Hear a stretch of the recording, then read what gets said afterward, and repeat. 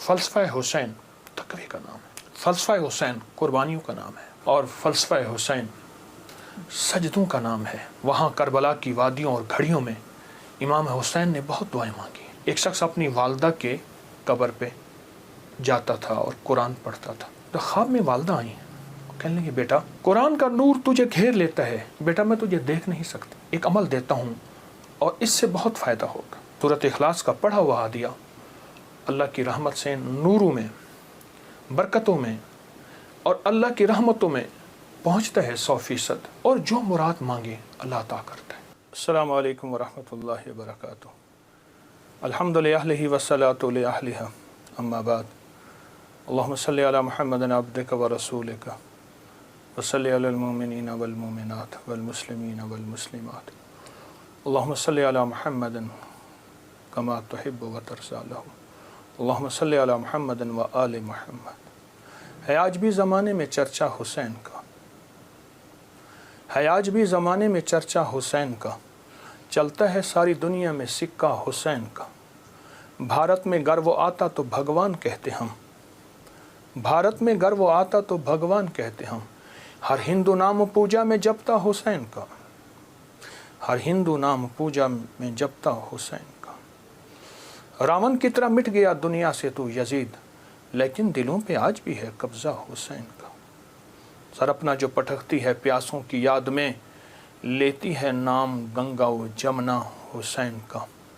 جے سنگھ پناہ مانگے گی مجھ سے چتا کی آگ، جے سنگھ پناہ مانگے گی مجھ سے چتا کی آگ، مر ہندو ہوں میں ہندو ہوں مگر ہوں شیدا حسین کا۔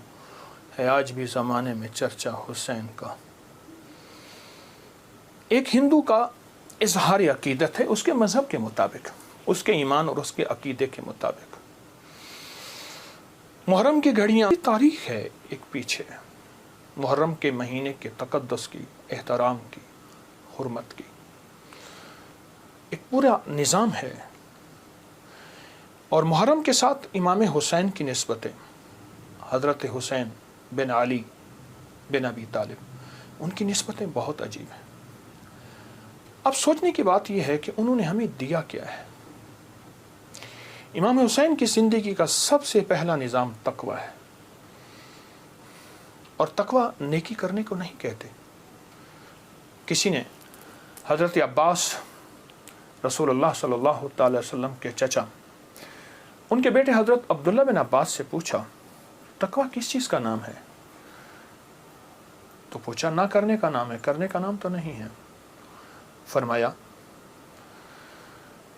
دیجئے کیا کرنے کا نام، کیا نہ کرنے کا نام؟ فرمایا تقوی گناہ نہ کرنے کا نام ہے۔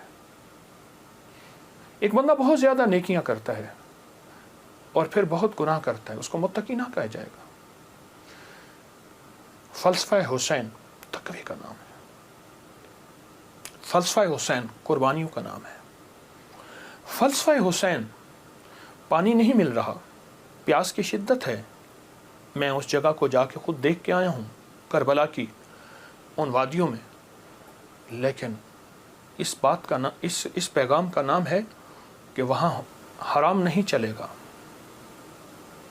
وہاں مشکوک نہیں چلے گا، وہاں حلال طیب اور طاہر زندگی چلے گی۔ ایک نظام ہے۔ اور فلسفہ حسین سجدوں کا نام ہے کہ جنگ جاری ہے اور نماز کا وقت آیا، آدھوں نے نماز پڑھی، آدھوں نے جنگ کی، پھر انہوں نے نماز پڑھی، سجدے قضا نہیں ہوئے اور سجدے ادا ہوئے ہیں۔ اور فلسفہ حسین دعاؤں کا نام ہے۔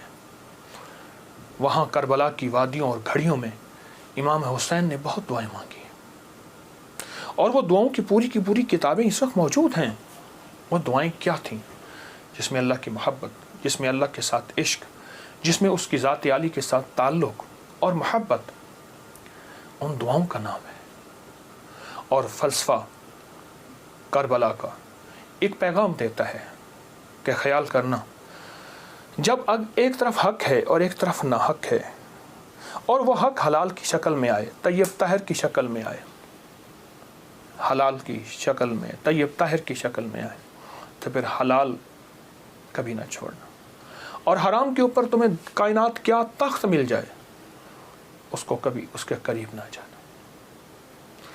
زندگی کا ایک سفر میں آپ طے کر رہے ہیں اور طے کریں گے موت تک. وہ ہستیاں زندگی کا سفر طے کر گئیں لیکن انہیں ہم مردہ نہیں کہیں گے.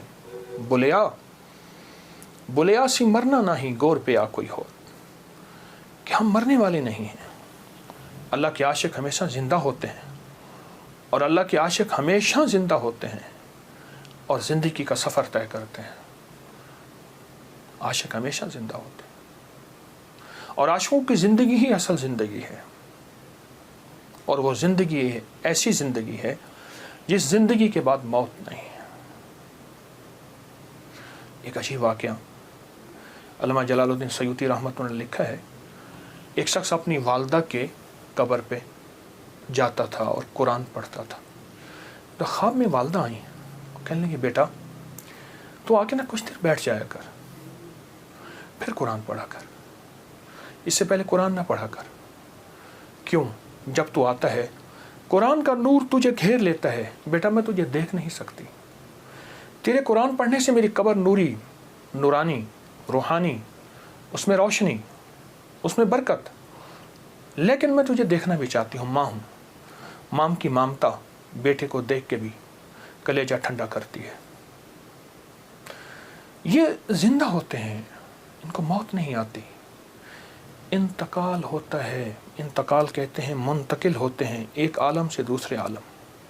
یہ عالم شہود ہے, عالم ارواح سے آئے ہیں ہم, اور عالم برزخ کا سفر ہمارا جاری ہے, آنے والا ہے, جس کا نام موت ہے, فنا ہے. ان ہستیوں نے ہمیں ایک پیغام دیا, ان ہستیوں نے ہمیں ایک زندگی کا سبق دیا کہ کبھی بھی زندگی میں اگر یہ نظام آ جائے تو پھر حلال اور حرام کی پہچان کرنی ہے, پھر حق اور ناحق کی پہچان کرنی ہے. اور حلال اور حرام میں اگر کنبا جا رہا اور معصوم بچے جا رہے, اور پھر یہ نہیں دیکھنا کہ کون جا رہا, پھر دیکھنا یہ ہے کہ اللہ کی راہیں, سچی راہیں کون ہیں اور کہاں ہیں اور کیسے ہیں. امام حسین کی زندگی میں اور ان کا جتنا بھی قافلہ تھا, ان کی زندگی میں کچھ وظائف بھی ملتے ہیں جو میں لوگوں کو بہت بتاتا ہوں, اور اس سے بہت فائدہ ہوتا ہے اور اس سے بہت نفع ہوتا ہے. ایک عمل دیتا ہوں, بہت زندگی میں کام آئے گا. ان مبارک گھڑیوں کے حوالے سے ایک عمل دیتا ہوں اور اس سے بہت فائدہ ہوگا. وہ عمل یہ ہے کہ آپ 2 تسبیح سورۃ فاتحہ کی پڑھیں, اول آخر 3 دفعہ درود شریف, اور سورۃ فاتحہ کی 2 تسبیح پڑھ کے اور اس کا ہدیہ حضور کے گھرانے کو ہدیہ کریں. اور اگر چاہیں تو 2 تسبیح سورۃ اخلاص کی پڑھ لیں, 2 تسبیح سورۃ اخلاص کی, اور اس کا ثواب حضور کے گھرانے کو ہدیہ کریں. اور یہ سورۃ اخلاص کا پڑھا ہوا ہدیہ اللہ کی رحمت سے نوروں میں, برکتوں میں اور اللہ کی رحمتوں میں پہنچتا ہے 100%. اور حضور کے گھرانے کو ہدیہ کریں. اور حضور کے گھرانے میں حضور کی بیویاں, بیٹیاں, داماد, نواسے, نواسیاں, یہ حضور کا گھرانہ ہے. اور اس حضور کے گھرانے میں یہ حسینی قافلہ بھی حضور کا گھرانہ ہے. ان کو ہدیہ کریں حضور کے گھرانے کو, اور جو مراد مانگے اللہ عطا کرتا ہے. اور یہ مسلسل عمل کرتے رہیں. آپ دن کے کسی وقت صبح شام 2 تسبیح سورۃ اخلاص پڑھ لیں, ہر دفعہ بسم اللہ الرحمن الرحیم 7 پڑھیں, اور اول آخر درود پاک پڑھیں, اور پھر یہ تسبیح آپ ان کی خدمت میں ہدیہ کر دیں.